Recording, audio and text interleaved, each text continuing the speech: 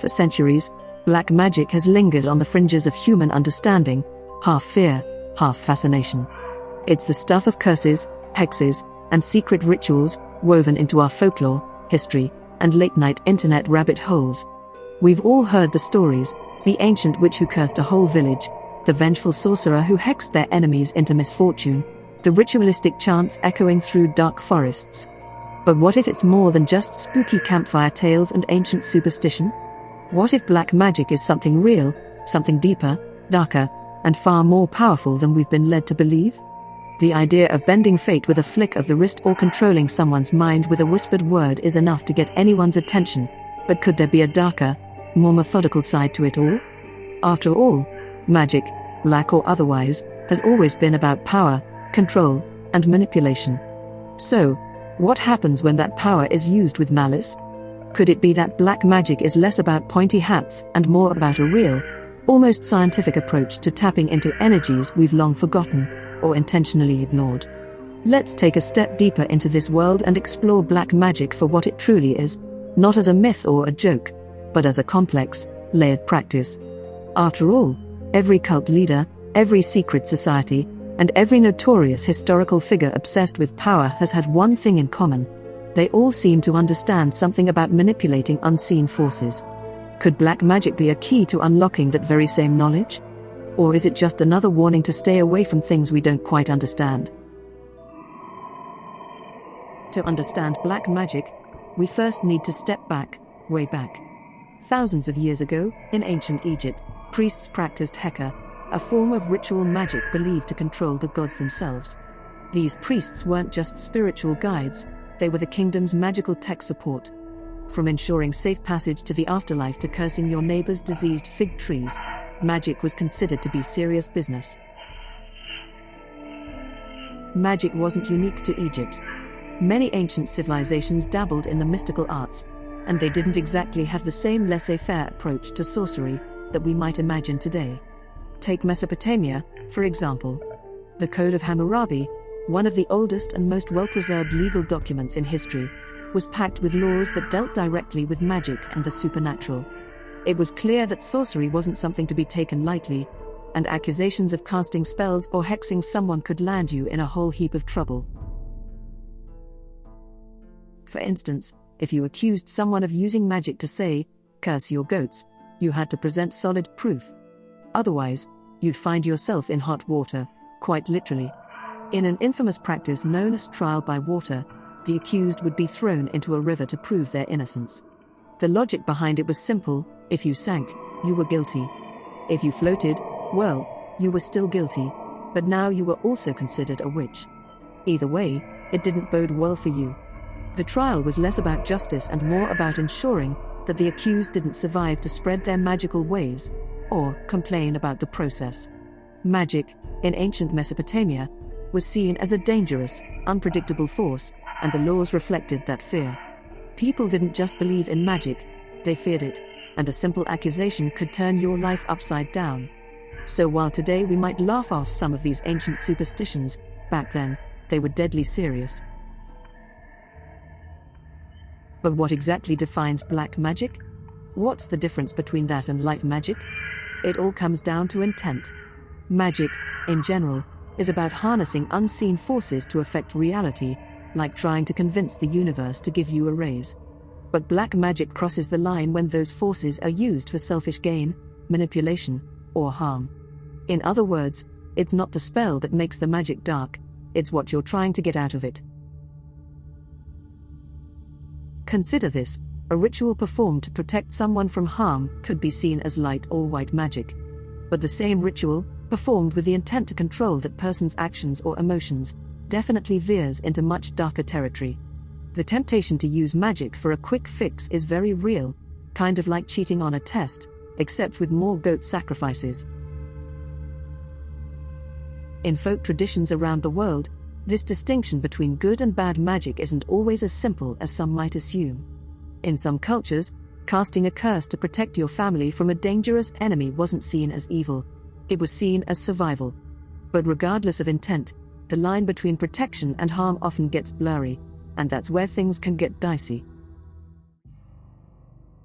Curses and hexes are perhaps the most iconic elements of black magic, a haunting reminder of humanity's desire to control fate and punish wrongdoers. It's one thing to grumble under your breath, wishing your annoying coworker would spill their coffee, and quite another to actively summon malevolent forces to make it happen, or, better yet, to ruin their day, or their life, entirely. There's a certain darker law to the idea of bending the universe to your will with nothing but words, symbols, and intent. In the realm of black magic, curses aren't just idle wishes, they're potent, dangerous tools used with a purpose, to bring misfortune, illness, or even death to those who've incurred the wrath of the spellcaster. Across cultures, the practice of cursing has always been a serious business. Ancient civilizations didn't just complain about their enemies, they actively sought supernatural means to punish them. The ancient Greeks and Romans, for instance, were no strangers to the art of the curse. They had something known as depictions, or curse tablets, which were inscribed with powerful imprecations and often buried in the ground or thrown into wells. These lead sheets, sometimes small, sometimes not so small, were etched with curses calling upon gods, spirits, or other forces to smite the intended victim. Whether it was to ruin a rival's love life, destroy an enemy's business, or even cause their death, these curses were meant to be unyielding, drawing on the divine power of gods or unseen forces to deliver swift, painful retribution. In ancient Egypt, Mesopotamia, and even in medieval Europe, the act of cursing was treated with equal gravity. In fact, some cultures believed that cursing could hold such weight that even uttering an imprecatory word, much less invoking the gods, could bring consequences on both the one casting the spell and the one receiving it. It's almost as if ancient societies understood that there was a dangerous power in wishing harm upon others. It wasn't just about making bad things happen, it was about crossing a moral threshold where the spellcaster could be dragged down into the same darkness they tried to inflict. Curses were so deeply ingrained in the ancient world that some cultures even believed they could transcend time and space. Burying a curse beneath the ground was thought to connect it to the underworld, giving it more potency. The act of writing the curse down and placing it in a tomb, river, or on the doorstep of the accused made it harder to escape.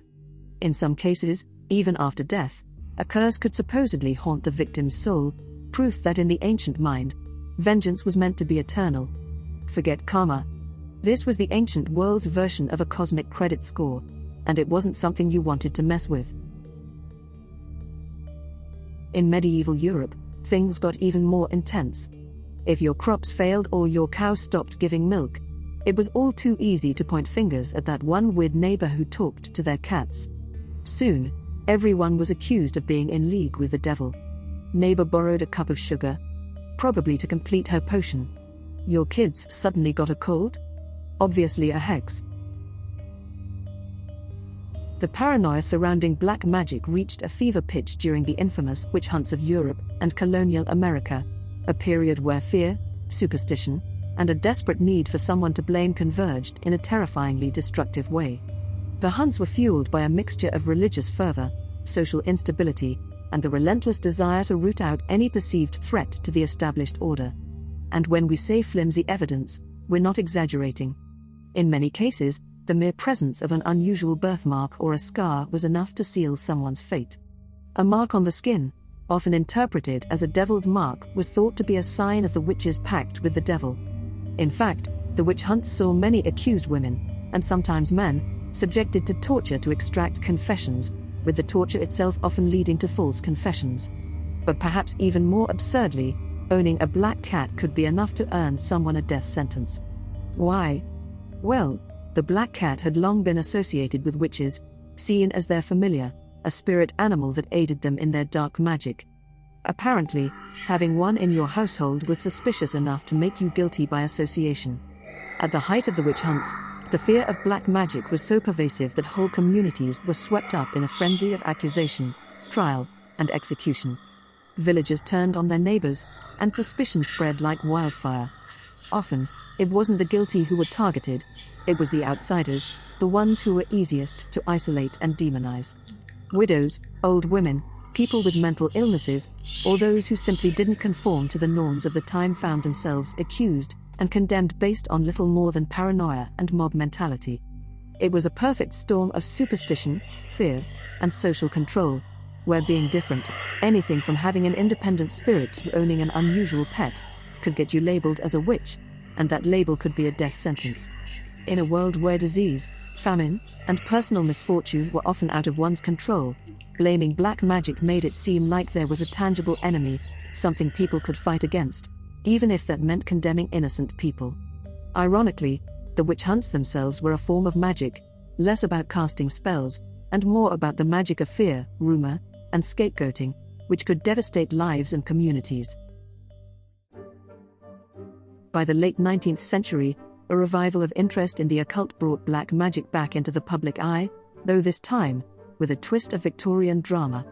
Secret societies like the Hermetic Order of the Golden Dawn formed, with a membership that included poets, politicians, and other well-to-do Victorians who loved to dabble in the mystical. We'll come back around to the Hermetic Order of the Golden Dawn in its own video on this channel in due course, so keep your eye out for that. These societies weren't just about conjuring spirits, they were also about exploring the hidden powers of the mind, the mysteries of the cosmos, and, of course, wearing really cool robes. One of the most infamous figures to emerge from the occult resurgence was Aleister Crowley, a man whose name still echoes through the corridors of mystical history, a self-styled great beast and a full-time mischief maker who made it his life's work to stir the pot. Crowley was nothing short of a walking scandal, constantly in the headlines for his unorthodox beliefs, rebellious lifestyle, and knack for offending just about everyone in his path. If there was a rule to be broken, you could bet Crowley would find it and promptly shatter it with a flourish. He was the kind of figure who turned taboo into an art form, pushing boundaries that most people didn't even realize existed, let alone dared to cross. At the heart of Crowley's mystique was his championing of the so-called left-hand path, a philosophy that embraced the pursuit of one's true will. In Crowley's terms, that basically meant doing whatever the hell you wanted, free from the constraints of conventional morality or societal norms. Forget the traditional moral compass, Crowley was all about carving your own path, and if that path led you through some dark, misunderstood corners of the occult, then so be it. His philosophy was a heady mix of individualism, self-determination, and a certain do-what-thou-wilt attitude that often felt like a dare to the more traditional and uptight elements of society. It wasn't just a rebellious teenage phase for him, it was a life's creed. Crowley developed his own intricate system of magic, drawing from ancient traditions, but twisting them to fit his personal vision of spiritual liberation. He was known to conduct bizarre, and sometimes downright scandalous rituals, many of which involved sex magic, altered states of consciousness, and a deliberate rejection of the conventional. If you could say one thing about Crowley, it was that he wasn't interested in what was acceptable, he was far more concerned with exploring the limits of what was possible. Crowley's life was a testament to the power of pushing boundaries, both personal and societal. He may have been an occultist, a magician, and a master of ritual, but above all, he was an expert at turning the world's expectations on their head. His legacy is one of provocation, exploration, and, above all, the relentless pursuit of individual will, even if it meant making himself a pariah in the process. After all, in Crowley's world, the only real sin was conforming. While Crowley might have reveled in his bad boy reputation, he also inspired others to delve into the darker aspects of the occult. His writings and teachings left a legacy that's still explored and debated today. But Crowley wasn't the only one dabbling in dark magic. Many others throughout history have explored the so-called forbidden arts, some with a serious interest in understanding the human psyche, and others looking for a quick way to win at life's existential poker game. Whether you see it as superstition or a genuine source of power, dabbling in black magic is like playing with fire. You might end up getting burned. Many traditions warn that invoking dark forces can invite chaos and malevolent entities into your life. Call it karma, call it cosmic backlash, or call it the universe's way of saying, don't mess with that. But the warning signs are all over history. Practitioners who delve too deeply into black magic often report unsettling experiences that can leave them questioning their sanity, or at least their decision to spend so much time surrounded by candles and arcane symbols. These experiences range from the eerie and inexplicable to the downright chilling, strange sounds that seem to echo in empty rooms, flickering lights that pulse with a life of their own, or the overwhelming sensation of being watched by unseen eyes. Some claim to hear whispers in the dead of night, or feel a cold, creeping presence just behind them, even when no one's there. Of course, skeptics might chalk it up to the power of suggestion or the stress of engaging with such a volatile and mysterious practice, but there's something about these reports that sticks with you.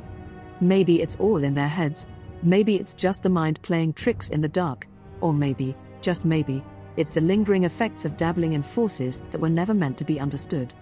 What's perhaps most unnerving about these reports of strange occurrences is that they often follow the practitioner well beyond the ritual space. The feeling of being watched doesn't just fade away once the ritual is over, it lingers. Some people have even claimed that after performing certain dark rites, they begin to notice changes in their environment, more shadows, more creaks in the floorboards, or an unsettling chill that never seems to leave the air. Whether this is a product of fear, paranoia, or something more supernatural, it's enough to make anyone think twice before diving too deep into the unknown. The idea of a Faustian bargain is practically synonymous with black magic. From the medieval legend of Faust selling his soul to Mephistopheles, to more modern-day interpretations, the cautionary tale is clear: the pursuit of power can come at a price, usually one that involves a lot of dramatic regret in the third act. In modern pop culture, black magic has become the ultimate narrative catalyst, the secret ingredient for brewing up everything from spine-chilling horror films to epic fantasy sagas. It's the heart of The Witch, where a family's slow descent into paranoia is driven by sinister forces they can't control. It's the Harry Potter series, where Voldemort's lust for power leads him to embrace the darkest of dark magic in his pursuit of immortality. And let's not forget Supernatural, where every episode seems to feature a new demon, curse, or hellbent spirit wreaking havoc with a wicked spell. Black magic is portrayed as a seductive, forbidden force, promising incredible power, but always demanding a heavy price. Think of it as the dark side of the genie in a bottle trope, only with more dramatic lighting and fewer wishes. From cursed objects like the evil doll Annabelle in the Conjuring franchise to demonic pacts straight out of The Exorcist, black magic isn't just a theme, it's practically a character of its own. It lures you in with promises of control, power, and influence, but the cost is always there, lurking in the shadows. In The Craft, the young witches dabble with dark forces, only to find that getting everything you want comes with a dangerous, irreversible twist. It's a cautionary tale wrapped in gothic atmosphere and teenage angst. What begins as a harmless exploration of magic quickly spirals into destruction, leaving a wake of broken friendships and lost souls. But beyond Hollywood, black magic has had real-world consequences. In the 1980s, the so-called satanic panic exploded in the media, turning what were largely misunderstood occult practices into a nationwide moral panic. People were accused of participating in satanic cults, performing ritualistic sacrifices, and causing untold chaos, all based on little more than rumors, paranoia, and sensationalist media. The result? Innocent lives were ruined, families torn apart, and the myth of black magic grew even darker and more twisted. Real-life cults were sensationalized, and what was once a niche interest became the stuff of tabloids and television. Yet, for all the hysteria, the allure of black magic hasn't faded. For some, it remains an enticing path to self-empowerment, a way to challenge the status quo and break free from society's restrictions. In The Chilling Adventures of Sabrina, Sabrina Spellman uses her knowledge of witchcraft to rebel against the rules, grappling with the balance of dark and light magic as she forges her own destiny. For others, it's a way to connect to ancient traditions, tapping into something primal and powerful. But then, there's the darker side, the cautionary tale that follows every spell cast and every demonic deal struck. Power, after all, has a price. The deeper you go, the harder it is to get back out. Whether you view it as mere superstition, an ancient form of forbidden knowledge, or a misunderstood practice rooted in historical and cultural contexts, black magic continues to captivate the human imagination. For centuries, it has been both feared and revered, an elusive force that lingers at the edges of our understanding, promising power but at the cost of perilous consequences. Its allure is undeniable, whether it's the thrill of dabbling in the unknown or the seductive idea of wielding forces that transcend the mundane. Black magic occupies a liminal space between fascination and fear, and it is exactly this tension that keeps it alive in both folklore and popular culture. But here's the thing, the true nature of black magic isn't found in the rituals or the incantations, nor in the ominous symbols etched on ancient grimoires. It lies in the intent of the person wielding it. Magic, after all, is just a tool, a medium through which personal desires, ambitions, and emotions are expressed. It can be a vehicle for vengeance, a desperate cry for control in a world that feels chaotic, or even an act of rebellion against societal norms and constraints. Whether it's a vengeful curse, like the one placed on the character in The Craft, or a dark pact made in exchange for power, black magic is often a reflection of its practitioners' inner turmoil or longing. It's not the magic itself that's inherently evil or malevolent, it's the motivations behind its use that can turn it into something dangerous and destructive. Throughout history, the stories of those who've dabbled too deeply in the dark arts are often marked by downfall, madness, and regret. Take the tales of infamous practitioners like Aleister Crowley or the Salem witch trials, where ambition, jealousy, or fear drove people to reach beyond the known and touch something terrifying. They found that black magic, while seductive, often demands more than what its practitioners are willing, or able, to give. And in the end, the shadow cast by even the smallest act of magic can grow so large that it consumes everything in its path. So, while the practice of black magic may seem like a relic of ancient times, or an intriguing fantasy, its true lesson is timeless. It serves as a warning that power is never without consequence, and the pursuit of it, especially when driven by darker impulses, can change the course of lives in unexpected and often irreversible ways. When you choose to step into the realm of the unknown, you're not just challenging the boundaries of reality, you're challenging the very fabric of your own humanity. And like any powerful force, black magic comes with a warning: be careful what you wish for, because sometimes the shadow it casts can be longer and darker than you ever imagined.